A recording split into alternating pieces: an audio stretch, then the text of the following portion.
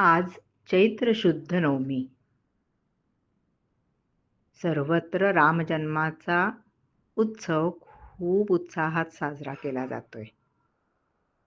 तर आज मी तुम्हाला गोष्ट सांगणार आहे रामजन्माचा सोहळा.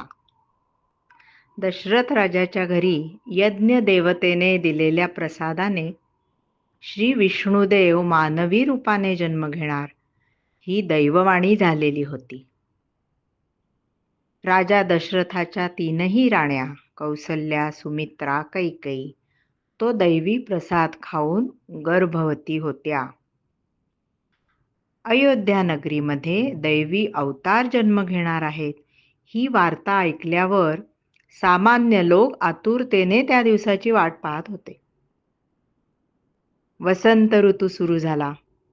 निसर्गामध्ये प्रत्येक वृक्षावर, फुलझाडांवर नवीन पालवी फुटलेली दिसू लागली. ती कोवळी कोवळी पाने पाहून पशुपक्षी आनंदाने मोहरले होते. आम्रवृक्षाच्या मोहराने कोकिळा तर मधुर गान करताना थकत नव्हती. वातावरणात दुपारी उष्ण वारे तर सायंकाळी थंड वारे, उमलत्या मोगऱ्याचा, रातराणीचा सुगंधी दरवळ पसरवत होते. निसर्गातील सर्व जीवसृष्टी जणू बहरलेली होती, आनंदलेली होती. मराठी चैत्र महिना सुरू झाला.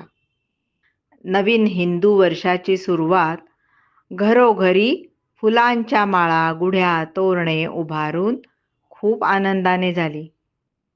चैत्र महिन्याची शुद्ध नवमी उजाडली. ऐन दुपारी सूर्यदेव मध्यावर येऊन थांबला. नुकतेच जन्मलेल्या तेजस्वी बाळाला पाहून सूर्य सुद्धा दिपून गेला. राजवाड्यामध्ये कौसल्या राणीने सुंदर तेजस्वी बाळाला जन्म दिला होता. रामजन्माच्या वार्तेने राजवाड्यामध्ये आनंदी आनंद सोहळा सुरू झाला. गोठ्यामधल्या गायी उत्स्फूर्तपणे हमरायला लागल्या. राजवाड्यातील दुदुंभी वाजू लागली. वेलींवरील कळ्या पूर्ण उमलून उष्ण वाऱ्याबरोबर डुलायला लागल्या. रामजन्माची वार्ता बाहेर लोकांना सांगण्यासाठी दास, दासी, सेवक यांमध्ये एकच गडबड उडाली.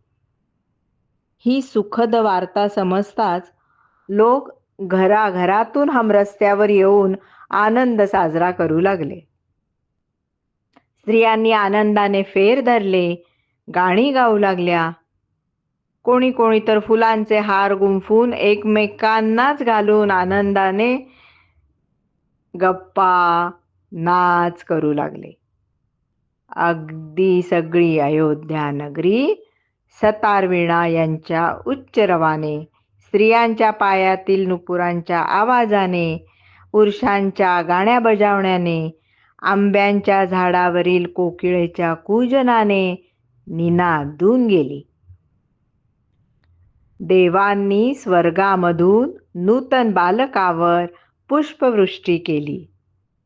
श्री विष्णूंच्या पृथ्वीवरील या 7व्या राम अवताराचे सगळ्या जीवसृष्टीने अतिशय आनंदाने स्वागत केले. जय श्रीराम.